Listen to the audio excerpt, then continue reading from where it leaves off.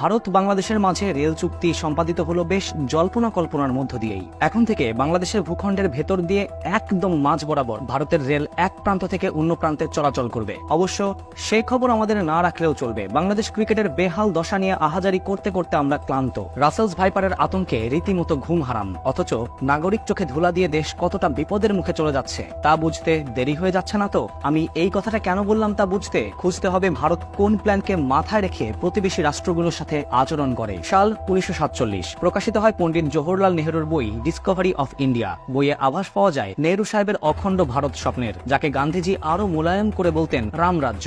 নেহরুর এই রামরাজ্য বা অখণ্ড ভারত বিনির্মাণের তাত্ত্বিক নাম নেহরু ডক্ট্রিন। ভারতের স্বাধীনতার অন্যতম স্তম্ভ এই তত্ত্ব সর্বোপরি ইন্ডিয়ান ডক্ট্রিন নামেও পরিচিত। এই তত্ত্ব বলছে ভারত অবিসম্ভাবীভাবে তার আধিপত্য বিস্তার করবে। ভারত মহাসাগরীয় অঞ্চলে ভারত হবে সব রাজনৈতিক ও অর্থনৈতিক কর্মকাণ্ডের কেন্দ্র। ছোট জাতিরাষ্ট্রগুলো সাংস্কৃতিকভাবে